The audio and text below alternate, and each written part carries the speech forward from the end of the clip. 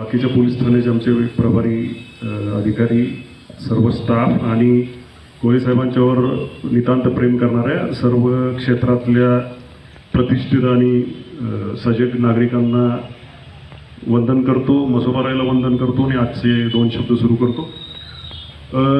मी काल चार्ज घेताना आलो तर कोळे साहेबांनी मी पहिल्यांदा बघितलं त्यांना. आम्ही पूर्वी कधी भेटलो नव्हतो, 3-4 वेळा फोनवर बोललो होतो. मी इकडं नेमणूक झाल्यापासून की लवकर रुजू व्हावं यासाठी ते फोन करत होते आणि प्रत्यक्षात मात्र काल पहिल्यांदा भेट झाली.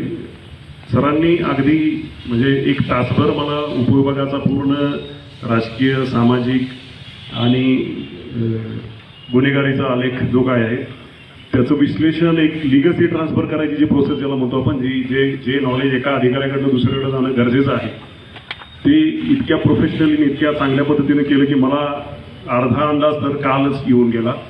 हे फार कमी अधिकाऱ्यांच्याकडे असतं की अगदी आतून बाहेरून सगळ्या गोष्टी तुम्ही निखळपणे सांगाव्या. त्या सरांनी काल केलं. एका खूप चांगल्या व्यक्तिमत्वाचं ते लक्षण आहे आणि तुम्ही सगळ्यांनी जे बोलून त्यांच्याविषयी आदर आणि जे काही भावना व्यक्त केल्या त्यातच दिसून येतं की एक चांगलं व्यक्तिमत्व कशा प्रकारचं असतं आणि त्यामुळे ते ह्या उपविभागाला ज्या पद्धतीचं नेतृत्व मागील 3.25 वर्षापासून देत आहेत त्याचं कारणच ते की त्यांच्या स्वभावामध्ये ते सगळे ट्रेड्स आहेत की जे एका यशस्वी पोलीस अधिकाऱ्याकडे असायला पाहिजेत.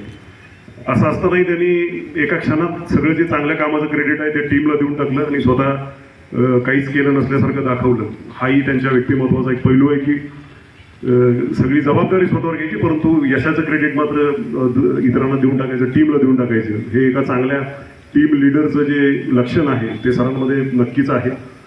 यापुढेही सरांनी ह्या जिल्ह्यात लवकरच 5-6 वर्षामध्ये जेव्हा साहेब IPS होतील आणि नंतर ह्या जिल्ह्याचे पोलीस अधीक्षक म्हणून पण काम करतील अशी अपेक्षा व्यक्त करतो. यापूर्वीच्या वक्त्यांनी बोललं की मी जेव्हा इथून बदली होईल तेव्हा माझाही असाच भावना लोकांनी व्यक्त कराव्यात. पूर्वीचा माझा अनुभव काही एवढा चांगला नाही. माझ्याविषयी मी बदली झाल्यावर 90% लोकांना जरी वाईट वाटलं तरी 5-10% लोक खूप खुश असतात. तर मी हे इथंही घडणार त्या बाबतीत मला नाईलाज आहे कारण मी माझी कामाची पद्धत थोडी तशीच आहे आणि मी ती तशीच ठेवणार. कायदा सरांनी जसा कायदा राबवायचा प्रयत्न केला मी 100% ठोकून कायदा राबवणार आणि त्याच्यामध्ये कुठल्याही पद्धतीनं काही हँकीपँकी होणार नाही. कायदा फर्स्ट अँड फॉरमोस्ट आम्ही मानत आलो, त्याच पद्धतीचं काम इथं होणार. मला यापूर्वीच्या पोलिसांचा अनुभव आहे की मला फारशा कुणाचे फोन यायचे नाहीत.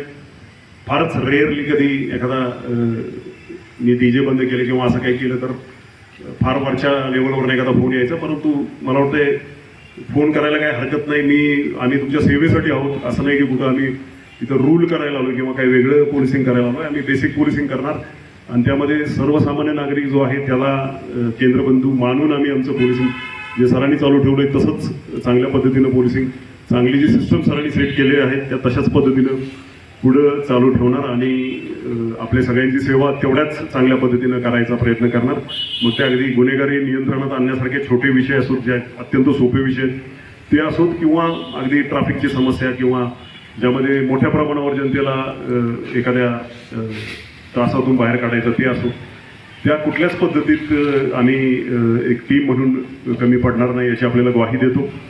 या ज्या निरोप समारंभाचा मुद्दाम कार्यक्रम आयोजित केला त्यासाठी कवठाळे साहेबांचं आभार मानतो.